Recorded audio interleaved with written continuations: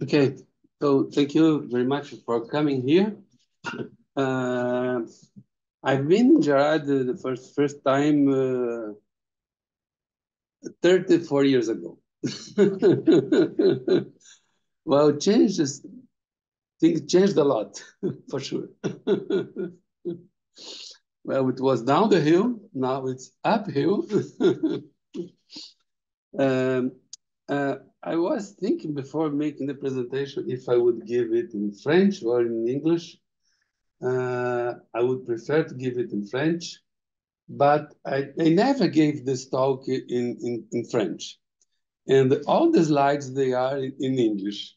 So I realized that would be a little bit confused to speak in French with slides in English, and I never spoke about this subject in French. So I decided to talk in English for the pure French people.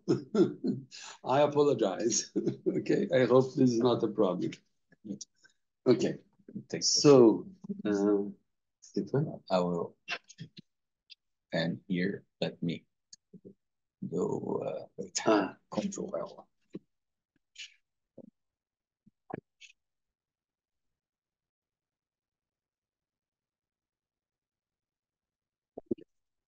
So this is joint work with some colleagues of the School of Economics and Finance of Xi'an Jiaotong University in China.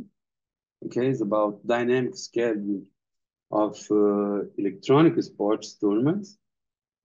And well, some Chinese colleagues, and the one in the middle, Alex Zamora, is one of my master's students in Brazil. So this is an overview of the talk. I will speak a bit about a short introduction to sports scheduling. I'll talk about e-sports tournaments.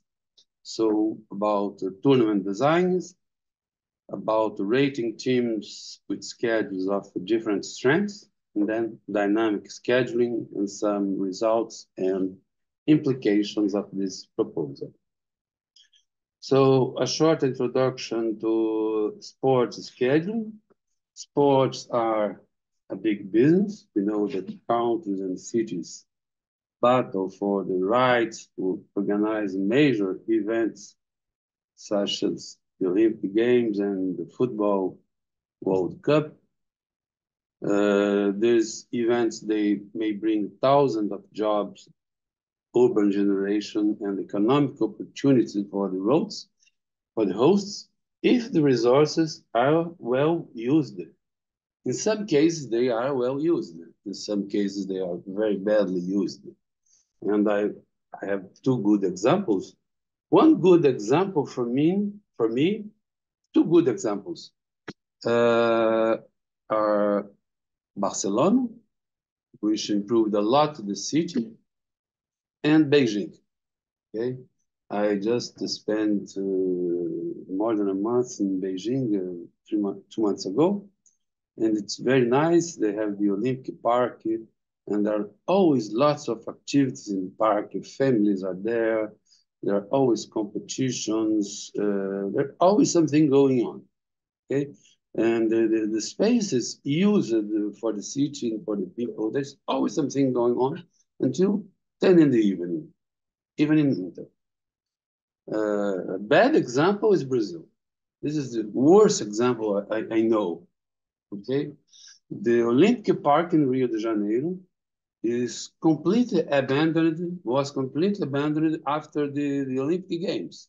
Okay, all the stadiums are closed. Nothing was done after the Olympic Games.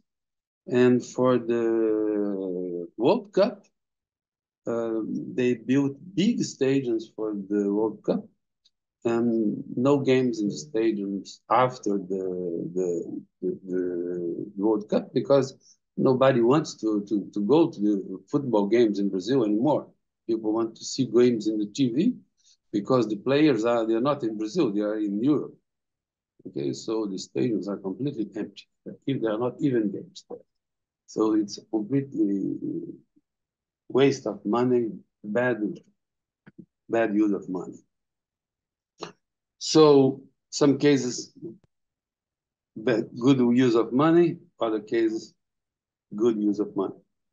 But anyway, tournaments are followed by millions of people across the world, either in the stages or by TV, internet. There are multiple agents, organizers, media players, fans, security forces, airlines. They all play important roles in the leagues and tournaments. And the professional sport leagues involve millions of funds and significant investments in players, broadcast rights, merchandising, advertising. And here are some numbers about the importance of this economic sector. So professional sports leagues are part of a major activity, and they face some important optimization problems, such as revenue maximization and logistic optimization. So professional sports are important activity, and we see transfer of football players that amount to hundreds of millions of dollars, broadcast rights, sponsorships by sporting good makers, sponsorships of local teams, national teams. Broadcasts are huge, but the sponsors and the TV networks, they want to have the most attractive games scheduled at prime time. You don't want to have a good game scheduled at a bad time. Okay? So the attractiveness of a tournament and the revenues from merchandising, they strongly depend on the schedule of the games. The organizers, they do not want poor schedules with attractive games in bad dates or in bad times. There are geographical, technical, fairness, and security constraints that impose complicated patterns of schedule. There are also simultaneous tournaments and competitions that have to be taken into account, and efficient schedules of interest to everyone. But there are also amateur leagues. Amateur leagues, they do not have access to the same amount of resources, but the number of tournaments and competitors can be very large.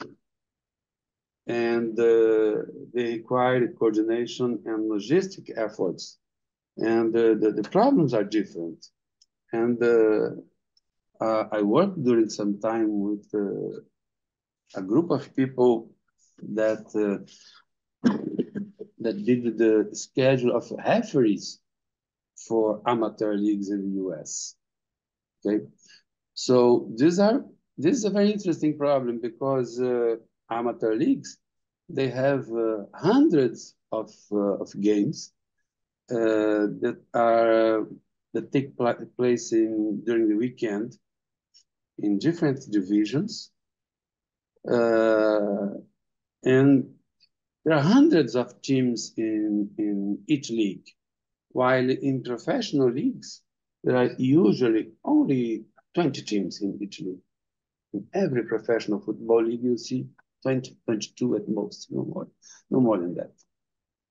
So in the Moser League in Monmouth in Ocean County, in New Jersey, boys and girls of ages 8 to 18, they make up 6 divisions per age and gender group with 6 teams per division, and they have 400 games every Sunday. And you have to assign referees to all these games.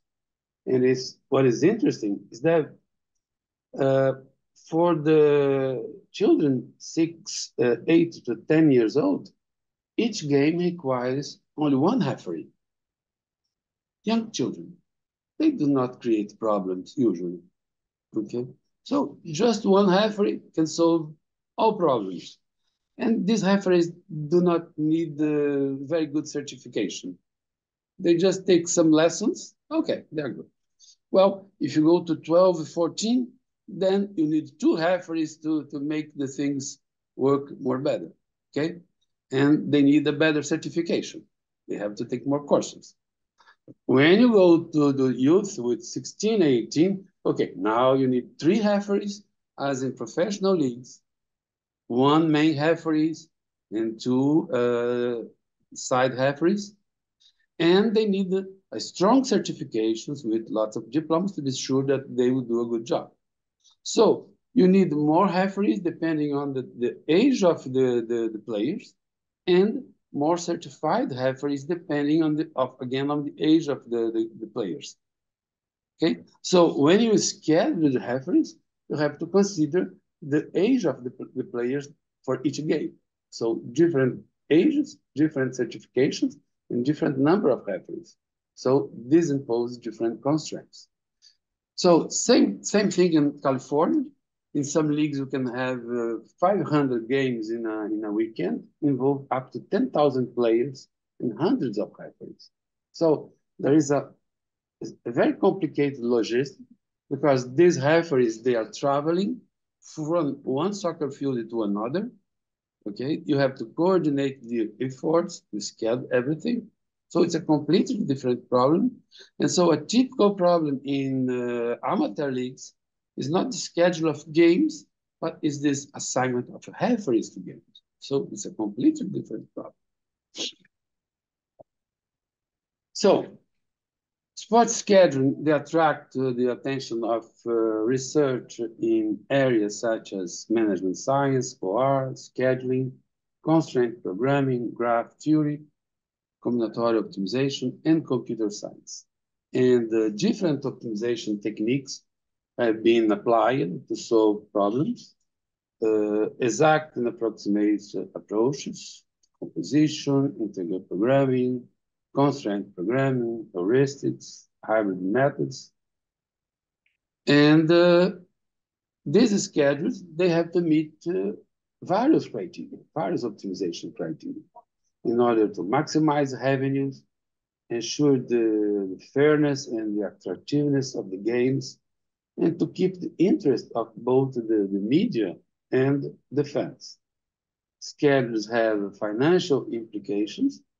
They interfere in the performance of every team and player participating in the tournament. And finding the best schedule is a task with multiple decision makers, multiple constraints, and objectives. Okay.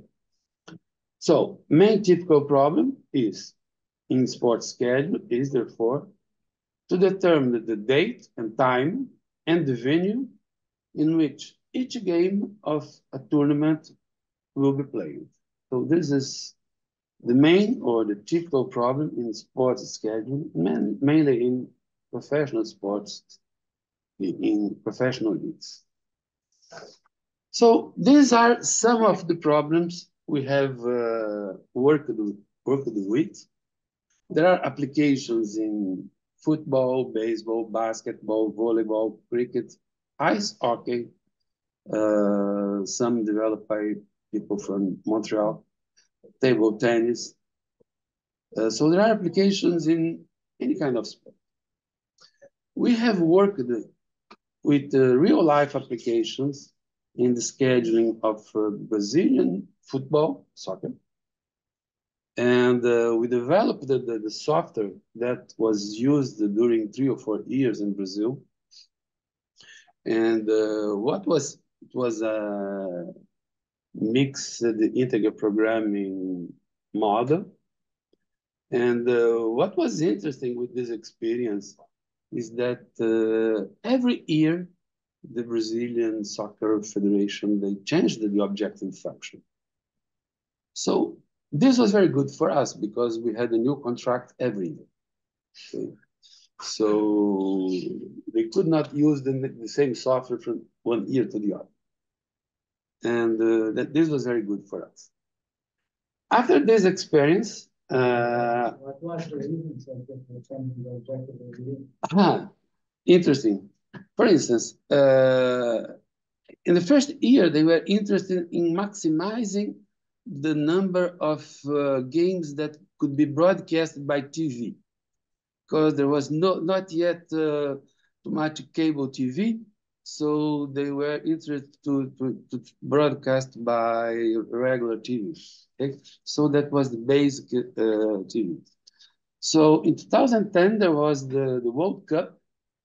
So they have to interrupt the tournament for almost 2 or 3 months in the middle.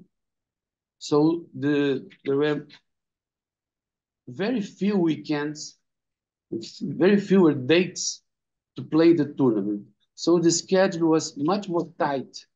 So the rules are different, and they were not interested in maximizing the games that could be broadcasted, but maximizing the weekends where we could schedule good games scheduled on the weekends. Okay, so the objective changed. And in the third year, what they noticed was that that was amazing. In Brazil, the regional games are the more important. Okay, a regional. I am a fan of Fluminense in Rio. Is one of the best teams or one of the important teams in Rio, and there are other teams in Rio. Okay, I don't care if my team misses a game for any other team in Brazil, but I care if I miss a game for a team in Rio. Okay, so what happened, and this is very common in round robin tournaments, is that when you can get closer to the end of the tournament, some teams are not playing anymore because they are very far in the classification table. So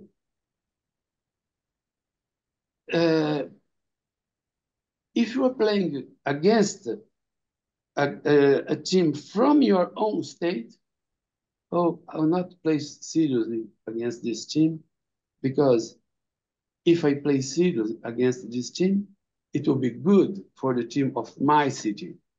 And I don't want to do a favor for the team of my city. So it's not fair play in the last rounds of the tournament, because some interests that should not be involved become very active, because some teams at this part of the tournament are not really, in fact, in the competition. So they do not put the better players in the games. Okay? So the Brazilian Federation asked us to devise an objective function that put all regional games in the last rounds to enforce fair games in the last rounds, because the teams will be playing against the teams in the same cities. So this changed everything. So that was more or less to simplify why everything changed. Okay. So with this experience, I was invited by someone from Norway to develop a software for the elite series in Norway, which is the first league in Norway, because for some very interesting reason, they had to develop a new software in Norway. So in 2018, in 2018, I spent my sabbatical in Norway, and in Syntec, I developed a new software with the guys from Syntec that became the official scheduler for the Norway, not for the league from Norway. And what is very interesting with this software is that it is still in use since 2019. So for 5 years, it's already in use. And what is interesting in Norway, which is completely different from Brazil, is that things are stable. So we sold the software, and it's still the same software is in use for 5 years, basically with very small changes that can be maintained by the team of software engineers of the company. Okay, so what was the good experience there? Is that COVID came just 1 year after the software was running, and they had to stop the tournament in the middle because of COVID. And so they went in lockdown, and they have to use the same system to reschedule the tournaments after some months. And the same software was used for scheduling and for rescheduling, and it worked. And it is still working. It is very interesting. And the system in Norway is completely different because there, teams make wishes in the beginning of the tournament. Each team has the right to express some wishes. And the goal is to maximizing the number of satisfied wishes, balancing the number of wishes over all teams. And this does not change from year to year. Okay. So after that, we wrote this book, this publicity moment, okay? And this book appeared last year. And if you are interested to have these experiences, you can see that. Okay, so about esports. Esports, electronic sports, they were launched by the General Administration Sport of China as the 19th formal sport in 2003. Okay, and they debuted as an exhibition sport in the Asian Games in 2018. And they were recognized as a formal sport program by Olympic Committee. And the Olympic Council of Asia announced in 2017 that esports would become one of the 13 official sports in Hangzhou Asian Games played in 2023. So esports are now part of the Asian Games, and they will possibly be part of, maybe not the next, but the Olympic Games that will come after Paris. Okay, and those are the medal events in the Hangzhou Games. You know, some of you play these games. I'm sure that at least FIFA, some of you play. Okay. Okay. The number of viewers of esports is impressive, players and viewers. Okay, and the annual growth rate is always interesting. Revenues generated by esports are also increasing. But what is also interesting are the prize pools paid by some tournaments, because they are competitive with typical sports.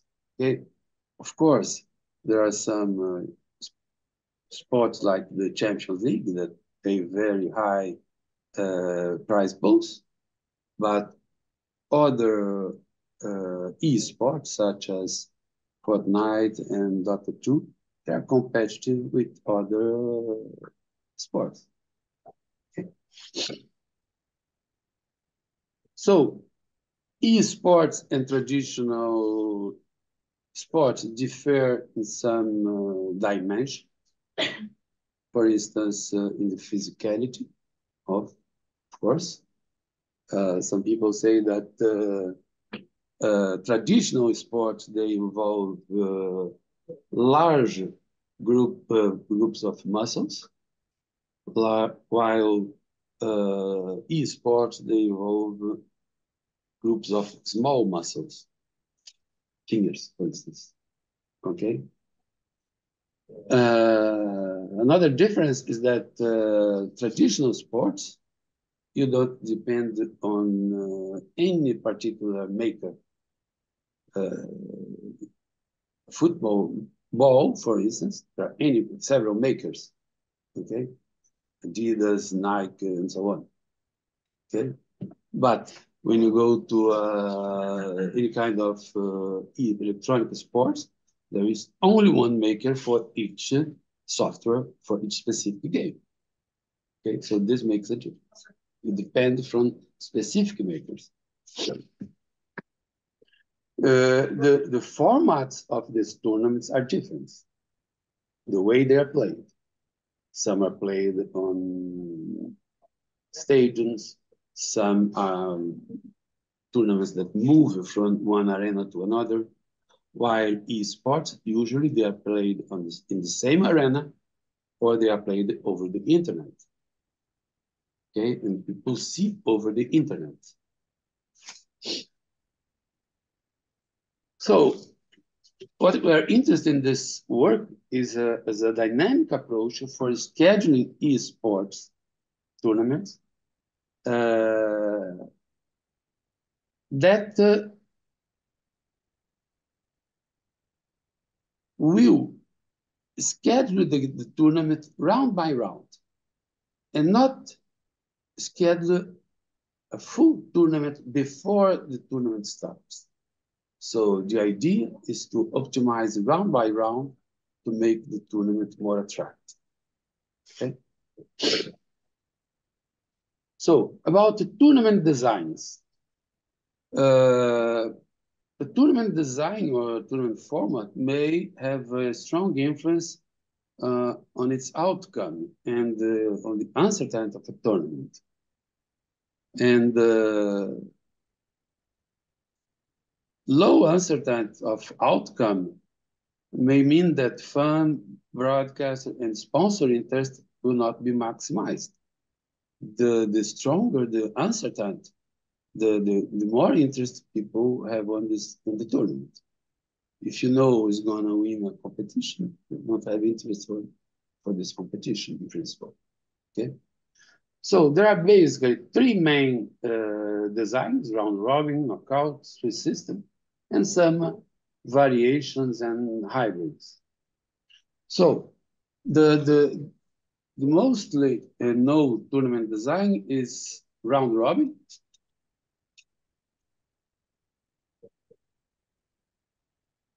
In round robin, you have an even number of teams.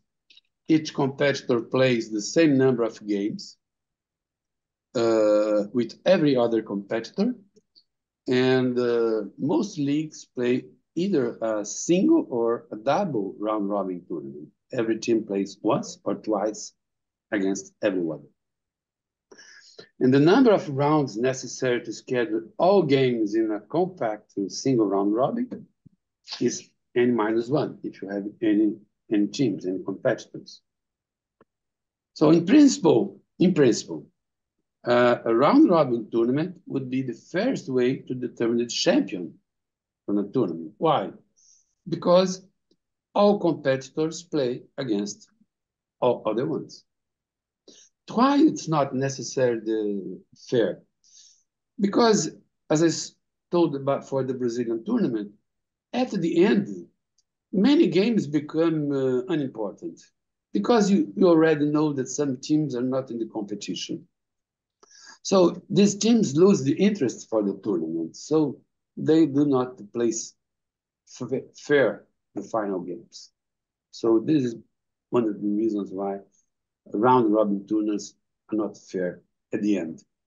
So they would be fair if all teams play the whole tournament, but at the end, things are not like that.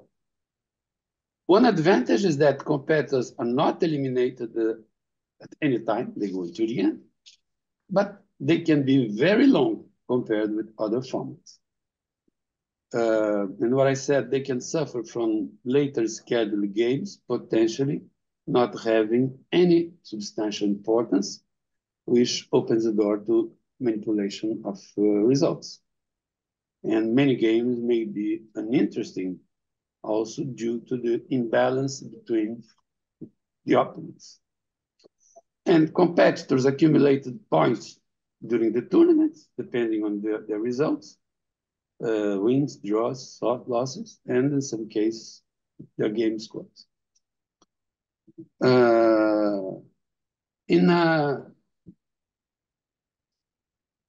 In a knockout tournament, the number of competitors is generally So I forgot to comment.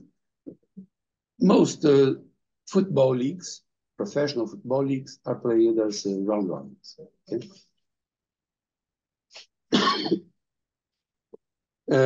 Knockout tournament, the number of competitors is generally a power of 2. It's a single elimination tournament where the loser of each game is immediately eliminated.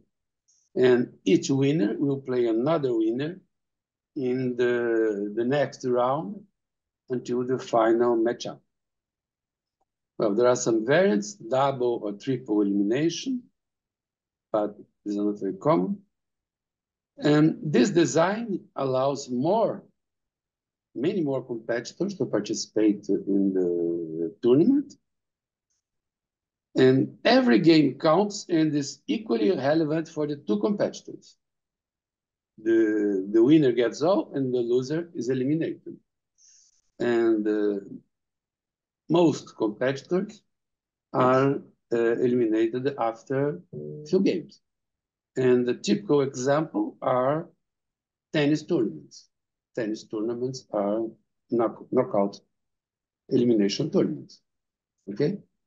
So in a Grand Slam tournament, you have 128 players. And you have only 7 rounds. Okay? So if the best ranked opponent wins every game in a Grand Slam tournament, the final matchup will see the 2 best ranked players. Some competitions may have 2 phases, with the second being a knockout stage, often called the playoffs. This is FIFA, for instance. Well, a very interesting design, which is not very common, is Swiss system. Okay, the Swiss system, again, you have an even number of teams. It's a non-eliminating design, but here you have a fixed number of rounds. And the number of rounds is fixed by the organizers.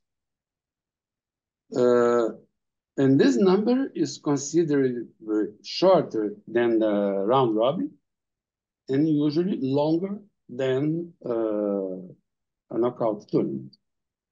Also, something in the middle. So the competitors, they are paired in each round using a set of rules that are designed to ensure that each competitor plays opponents with a similar ranking. So I am interested in making games where always the competitors have similar rankings. So all games will be balanced.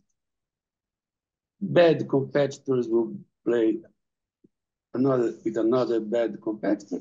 A good team will play against another good team. Okay? And after all rounds, the winner is the competitor with the best aggregate score or with the best ranking. And this design is used for competitions where too many competitors, where there are too many competitors for a round robin to be feasible, where we don't want to eliminate competitors. It was used for the first time in 1895 in a chess tournament in Zurich. That's why it's called the Swiss system. And in this case, the scheduling is dynamic because you must know the rating or the ranking of the teams to make the schedule. And this changes along the tournament. So 2 issues in this tournament are how to pair the competitors, how to determine what are going to be the games, and how to rank the teams. So this is appropriate for large tournaments held in a single place or over the internet. Okay, because you will be rescheduling the tournament round after round. So you cannot use this, for instance, for a football game where the games will take place next week. You cannot decide, okay, you will go play next time in in one seat or is in a completely different seat. You must prepare in advance. Chess, Go, and bridge tournaments usually follow this model. So, an important issue to be decided in Swiss system tournaments is the number of rounds that should be played. We will show some results at the end. Usually this is fixed by the organizers. Round robin provides an upper bound.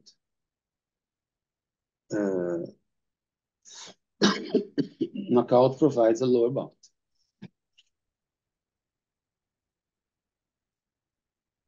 Another thing is rating the teams. So since we want to pair teams with similar scores, similar rating, we must have a way to rank the teams or to rate the teams. Simple statistics such as the number of wins usually suffice to provide a fair schedule, a fair ranking, if all competitors play schedules of similar strength. Because in this case, they are all playing against all other players. So if I just count the number of wins, this is fine. But if the competitors are playing schedules of different strength, counting the number of wins is not fair, because one competitor may play three difficult games and another competitor may play 3 easy games. So 3 easy wins is not the same thing as 3 difficult wins. Okay? So simple statistics are not fair. So there are several rating methods based on different ideas. And one that is very easy used is this Colley rating method for ranking. What is interesting in this Colley rating method is that we use it here, is that it's easy to apply when you have a sport that have only wins and losses, no draws, okay? As in electronic sports, okay? No draws, okay? If you have draws, you have to consider another idea. So basically, when you count, for instance, in soccer, number of wins, 3 points for each win, 0 points for a loss and 1 point for a draw, you accumulate points. In the beginning, all teams will start with 0. At the end, one team will have the highest score. This is the champion. Okay. With this Colley method, you have a rating that is basically given by, for each team, 1 plus the number of wins divided by 2 plus the total number of games played by the team I. So in the beginning, all teams have the rating equals to 0.5. Okay, wins equals to 0, total equal to 0. So 0.5 for all teams. When the first team has a win in the first round, for this team, wins becomes 1 and total becomes 1. So this team, its rating goes for 1 plus 1, 2 plus 1, so it becomes 2/3. And the team that has a loss, it becomes 1 plus 0 over 2 plus 1, 1/3. So every time you have a win, you increase your rate. Every time you have a loss, you decrease your rate. Overall, during the tournament, all teams have their ratings between 0 and 1. And the average is always 0.5. Okay? And With some manipulations here, I do not give the details. You can have some, if you define this number here, which is the efficiency of team I in round J, you can solve, you can calculate this number here by solving a system of linear equations, which gives this rating of each team at each round during the middle of, at any time of the tournament. So at any of the moment of the tournament, if you have the results of the games, you have the number of wins and the number of losses and the number of games played by each team, you can calculate the rating of every team, okay? You can calculate this iteratively, or you can calculate it solving a system of linear equations, okay? This can be easily done, it's quick to be done, okay? So I will not go into details. So you calculate this, you have these ratings. So for every team, you can calculate their ratings from 0 to 1. Good. Now that I know the ratings of all teams, I want to pair these teams. Who is going to play against who in every round? So I have to create an objective function. So I will define the attractiveness of a game. So a game will be more attractive if the rating of the two teams are similar in principle. Okay, so I will define the unattractiveness of a game as the difference, the square of difference between the ratings of the two teams. So I will use Ri minus Rj squared as a measure of the unattractiveness of the game between between team I and team J. Okay, and what I will do is that I will minimize the total unattractiveness of the games played in a round. So these variables here, they determine the games that will be played in each round. So in each round, so this is the problem that I will solve. I'm not go in the detail of the equations, I'll just give them their meaning, okay? In each round, I am minimizing the total unattractiveness, or I'm maximizing the attractiveness of the games that are playing. And how I'm doing this? I'm using this measure here. Okay, so I'm scheduling as much as possible games between teams with similar attractiveness to have a small value for this measure here. Okay, so this constant here are typical constants of any tournament schedule. Let's say that every team has to play in every round, and all teams have to play, and at least once. What else here? I have to solve this problem for every round. So the idea is I solve for one round, teams play, I have the results, I recalculate the new ratings. With the new rates, I reschedule a new round. And I perform the teams play again, I reschedule a new round. And I do this for every round of the tournament. Okay, I'm not scheduling all tournament in advance. So, what is this constraint here?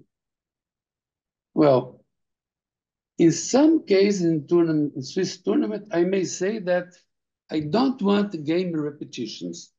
I don't want that any pair of teams or any pair of opponents play more than once. I don't want game repetitions. Okay, so depending on this parameter here, L, I may say, okay, I don't want repetitions at all. Or I want repetitions after some number of rounds. I don't want repetitions of games that took place in the 2 rounds before, or in the 3 precedent rounds, or in the 5 precedent rounds. It's a permit. Okay, meaning I may relax or not this constraint. And another constraint that I have here is that I say a distance constraint, because I have to do 2 things in this model. I have to decide the teams that will play, but now recall that all games will be played in the same day or in the same arena, or will be broadcasted by the internet, but there are no simultaneous games. So all games are scheduled in sequential slots, game 1, game 2, game 3, game 4, so on and so forth. And they don't want simultaneous game, okay? So there will be the first game, the second game, and one just after the other. So after the first round finishes, very quickly, I may reschedule and have the second round. And teams play again. Then I reschedule and I have another round. I don't want, for instance, that the team that played in the last round, in the last slot of round K, plays in the first slot of the next round, because these guys will not have time to rest. Okay, so I impose this parameter here, V, there must be a distance, a minimum distance between the slots in which the games of the same team are scheduled in 2 consecutive rounds. So I give a distance V. So if I play in the last round, the next one, I have to play, for instance, not too late or not too early, depending on what I want. Okay, so these are here distance constraints to make sure that there will be a fair assignment slots that all teams that have the same time for resting from one round to the other. Okay, so this is the model. This is what I explained here. This is the description of the constraints. This is parameters. And now some results. So we did 2 things. First, we picked the real life tournament. This is the Honor of Kings World Championship. So we picked the results of this tournament that was formed by 12 teams organized in 2 groups of 6 teams each. And they played the 2 round robin tournaments. And we decided to do it differently. Instead of making them play 2 round robin tournaments, let's play a Swiss tournament, and suppose that the scores will be the same. Okay, so let's see what happens. So this is for Group B. So with the same results that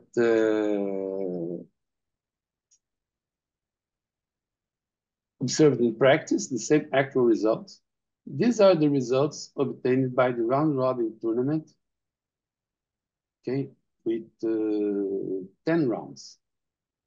Okay, and these are the results obtained by the Swiss tournament with this schedule procedure, dynamic schedule. So the round 1, then I calculated the ratings, then I schedule round 2, they play round 2, then I schedule round 3, they play round 3, I schedule round 4, they play round 4, and then so on and so forth. And I go until round 10 just to see what I obtain. Well, after 10 rounds, I obtained the same thing that round robin would have obtained. Good. But what is interesting is that I would have obtained the same thing already at round 3. Okay? But only in round 2, I would have obtained something different. here in these positions. In the initial positions, in the three first positions, no changes at all. So very stable. We don't need 10, we don't need a full round robin tournament to have the same result. Oh, very good. So now group A. Group A is a bit different, but not too much.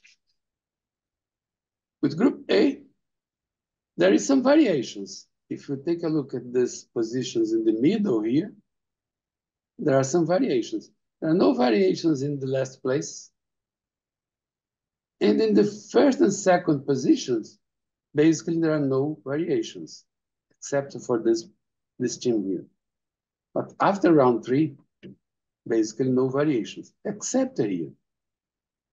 Okay, well, these teams are playing, so it's natural that sometimes one result make a change of positions. But basically, it's stable. Okay, so it seems that the idea of the tournament is very stable, at least to give the winner and the runner-up. Maybe not for all positions, but at least for the winner and the runner-up. So fewer rounds suffice for winner determination. Now we did some experiments with randomly generated tournaments with up to 100 teams, okay, and different values of these parameters. And I'll just plot here one result to show what happens. First, computation times. For each round for a tournament with 20 teams, for each round, I need just about 3 seconds to schedule. This is nothing, okay? Solving this problem for a complete tournament would be unfeasible. But recall that I'm solving just for one round, and one round is a small problem, so it's feasible. So 4 seconds for solving for one round. Happens here. Here is an example for 16 teams. And I put the results for a complete round robin. And the number of results for the elimination tournament. And what we see is that from log n rounds to n-1 round, from the lower bound to the upper bound, again, there are no changes in the winner and in the runner-up. Well, there are lots of changes in the middle. And in the intermediate positions, teams are changing positions, because this is where the ratings are changing. But for the teams that are better placed, there are no changes. So if we want to determine the winner and the runner-up, it seems that the Swiss system seems to be a very interesting alternative. Why? You don't need a very long tournament.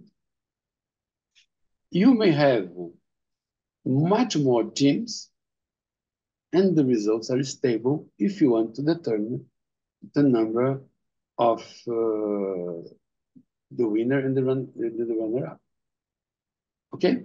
So it seems that the rating, pairing, and scheduling method are appropriate for winner determination. So these results are published in this paper here, in Transportation Research Part B. Okay? And just to conclude, okay, the implications of these results. This approach allows tournaments with more participants than round robin. It requires fewer rounds to define the champion and the runner-up. Dynamic schedule can maximize the attractiveness of the games in each round, because all games are attractive. You don't have unattractive games. You have games between uninteresting teams, but they are balanced games. So games between teams with similar rates increase the competitive balance of the tournament and make the competition more attractive. This method can be extended to other sports with similar properties if traveling is not a key issue. If you have traveling, then the thing is more complicated because you cannot decide and change, decide traveling from one week to the other. Okay, but what is very interesting, and this is very interesting, is that the European Champions League has just decided to use the Swiss system for the next season. So far, they used round robin. And next year, 24-25, they will use the Swiss system. Okay? And so far, they had a group stage that was formed by 8 groups of 4 teams. And now their group stage will become one league with 36 teams. And these 36 teams will play a Swiss system tournament with a fixed number of rounds. The only difference is that they will not use dynamic ranking. Okay, they are looking for a more appropriate ranking that can be used, that can be based in past results. Okay, and this is a complicated issue. There are several papers that are appearing now. What is the best ranking system to compute past results? Okay, and they will use this past ranking to schedule. And they will schedule the Swiss system tournament using this ranking. And it will not change because they cannot reschedule at every round. But they changed. This is already decided. And what are the modifications? Is that with this simple modification, well, not simple, with this modification, the tournament doubles in size in terms of number of games. It goes from 125 to 225 games. The top teams will be able to play more meaningful games against their main rivals, because top teams will play against top teams still. Bad teams will play against easy teams, weak teams, will play against weak teams.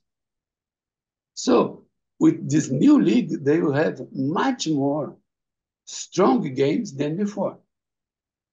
They will not have many games weak team against strong team. They have many games formed by 2 strong teams. They will have much more interesting games. This is very important. So the tournament will be much more motivational. So more games is more money, and the biggest teams will take a larger slice of the broadcasting revenues because they are greater for the more interesting games. Okay, so this will be a big modification. Okay, and since we are talking about schedule, the schedule for the next World Cup that will be played partially in Canada was just released. And it's very interesting what is going to happen. And some people are already commenting that it's very bad. Because, for instance, they are comparing, of course, with the previous World Cup in Qatar. Of course, you cannot compare a cup in Qatar with a cup in three countries, I think Mexico, Canada, and the US. And in Qatar, you could stay 4 days in Qatar and see 8 games. And in the next cup, you can stay 8 days, I think, in one city like Kansas City. It was the example that I saw. And you see 2 games. So there is a lot of criticism of the type of schedule because it will be very difficult for someone who wants to come to see the cup because either you have to travel a lot for see games, or if you go to one city, you will not be able to attend many games. So schedule games is very important. Okay, this is it. Thank you very much.